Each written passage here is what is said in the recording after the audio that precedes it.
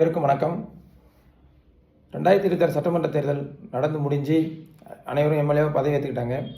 ஆனால் வழக்கம் போல் ஒவ்வொரு தேர்தல் முடிஞ்ச உடனே ஒரு கூட்டம் பிளவு நோக்கி அதிமுகவில் கிளம்புவாங்க. அதுபோல் இப்போ இந்த தேர்தல் முடிஞ்சும் அதுக்கான பஞ்சம் இல்லாமல் ஒரு குழு கிளம்பியிருக்கு. அதுக்கு காரணம் என்னென்னா, எப்படி ஒரு தலைமை பொறுப்புக்கு ஒருத்தர் வரக்கூடாதோ அந்த வழியில் மாண்புமிகு எடப்பாடி அவர்கள் வந்ததனுடைய விளைவு தான் தொடர்ந்து அவர் முழுமையாக ஏற்றுக்கொள்ளாமல் ஒரு பதவி ஆசைக்காக அதை பொறுத்துக்கிட்டு இருந்திருக்காங்க அப்படிங்கிறதான் ஒவ்வொரு தடவையும் வெளிப்படுது. அதே போல் அவருடைய சர்வாதிகாரத்தனம் இது தொடர்ந்து செயல்படுற விளைவு அந்த கட்சி தொடர்ந்து அழிவு நோக்கி போய்கிட்டே இருக்குது. ஏன்னா அம்மையார் ஜெயலலிதா அவர்கள் வலிமையான லீடர்னு எல்லாரும் சொல்கிறாங்க. அதற்கு காரணம் ஐயா எம்ஜிஆருக்கு பிறகு அவர்கள் எடப்பாடி போல் குறுக்கு வழியில் தலைவராக அந்த கட்சிக்கு வரல. மக்களை சந்தித்து கட்சியினரை சந்தித்து ஆதரவு பெற்று பிறகு போராட்டம் பண்ணி நேர்மையான முறையில் அவங்க வந்தாங்க. ஆனால் எடப்பாடி அவர்கள் எப்படி வந்தாங்கன்னு எல்லாருக்கும் தெரியும். அது நம்ம மேலும் சொல்ல வேண்டிய அவசியம் இல்லை.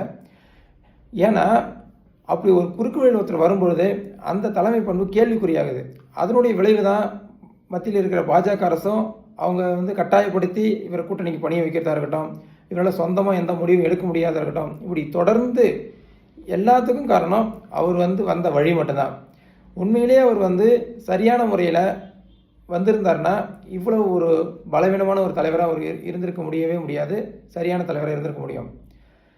அதனால் எந்த ஒரு பொறுப்புக்கும் நேர்மையான முறையில் வர்றது தான் இயற்கை நமக்கு வழி கொடுக்கும், இயற்கையே நமக்கு வலு சேர்க்குங்கிறத நம்ம அனைவரும் மனதில் ஏற்றி எந்த பொறுப்பாக இருந்தாலும் நேர்மையான முறையில் வர்றதுக்கு முயற்சி செய்வோம். அந்த வழியில் பயணிப்போம். எல்லாம் நன்மையாக முடியும். நன்றி, வணக்கம்.